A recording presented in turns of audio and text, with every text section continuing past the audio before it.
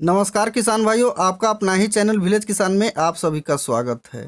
इस वीडियो में आप देखेंगे, जैसे कि हम लोग जानते हैं कि खेत में अगर नर्सरी लगाए होते हैं धान के, तो 22 से लेकर के 25 दिन यानी 30 दिनों तक आप उस नर्सरी को उखाड़ करके, जो धान का नर्सरी लगाए होते हैं वहाँ से पौध को उखाड़ करके और दूसरे जगह ट्रांसप्लांट करते हैं तो अच्छा होता है। और उपज के साथ साथ जो होता है उसमें खाद का जो कॉम्बिनेशन होता है देने का, वो भी सही होता है। अगर वहीं पर लेट हो जाता है, देख रहे हैं कि इस प्रकार से लेट हो जाने के बाद जो होता है वो पौध में जो वृद्धि होने लगता है नर्सरी में, और नर्सरी जो होता है आपका वो काफ़ी मात्रा में जो होता है पौध बढ़ करके और हाइट में उसका वृद्धि होने लगता है। तो उसका यूज कैसे कर सकते हैं वो सारी जानकारियाँ आपको इसमें बताया गया हुआ है। इसको यूज में कैसे लिया जाता है, कैसे इसका आप रोपाई कर सकते हैं और इसका इस्तेमाल कैसे कैसे कर सकते हैं, किन चीज़ों का दिक्कत का सामना करना पड़ता है, वो सारी जानकारियाँ आपको इस वीडियो में मिलेगी।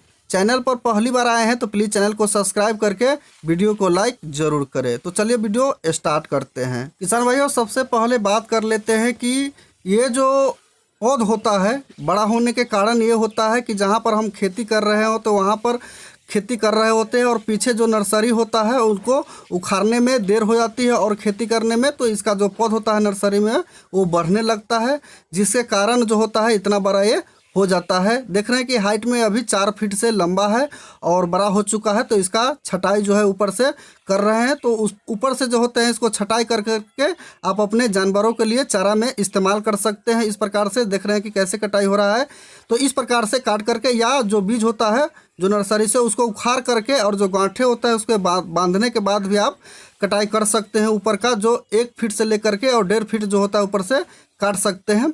आप वहाँ से भी काट सकते हैं जहाँ से नीचे वाला हिस्सा देखें कि जहाँ से पत्ती निकलने का प्रक्रिया जो होता है वो इकट्ठा यानी ज्वाइंट हुआ होता है, वहाँ तक पौध काट सकते हैं। और जहाँ से पत्ते जो ऊपर होते हैं, देखते हैं इसका जो पतली सी एक जो कल्ले निकलने होते हैं जिसे कलसा बोलते हैं, वहाँ से जो ऊपर वाला हिस्सा होता है उस पत्ते को काटे। जो तना होता है वहाँ से नीचे का जो एरिया होता है उसको छोड़ करके और ऊपर वाले जो एरिया होता है उसको काट सकते हैं आप। तो चाहे तो 1 फीट या 1.5 फीट भी आप काट सकते हैं, या जहाँ से तना का झुकाव नीचे के तरफ हो और ऊपर तना ना हो वहाँ से कटिंग कर करके इस प्रकार से आप जानवरों को खिला करके, देख रहे हैं कि इस प्रकार से कटिंग कर करके और बांध के साइड कर सकते हैं और इसको जानवरों को खिला सकते हैं। बड़े आराम से जानवर खा लेता है। अब बच जाता है नीचे वाले जो भाग होता है उसको उखाड़ करके देखेंगे, जो नीचे वाले भाग बचा होता है वहाँ पर जड़ थोड़ा सा मजबूत हो गया होता है और हेवी हो गया होता है, और ज़्यादा दिन होने के कारण देख रहे हैं 70 से 65 दिन का ये हो चुका है तकरीबन।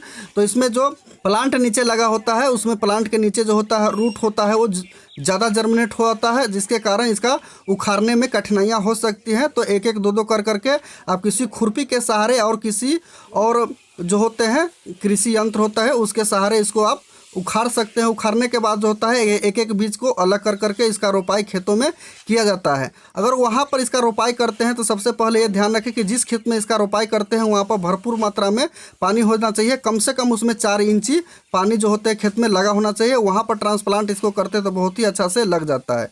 अब बात करते हैं, छोटा सा नर्सरी होता है, जैसे कि 25 दिन का नर्सरी है या 30 दिन का नर्सरी है, उसका ट्रांसप्लांट करते हैं खेतों में तो कोई कठिनाइयाँ नहीं होती है। ज़्यादा पानी होता है उसमें भी चल जाता है, जो कम पानी होता है उसमें भी चल जाता है। बट इसका जो होता है, जो बड़े पौधा होता है उसका खेत में पानी रहना ज़रूरी होता है, क्योंकि जिस समय इसको आप ट्रांसप्लांट करते हैं और लगाते हैं वहाँ पर धूप के जो कड़क जो गर्मी होता है उससे लगने के बाद जो होता है इसमें सूखने के चांस बड़े पौधा में ज़्यादा होता है और छोटे में कम होता है।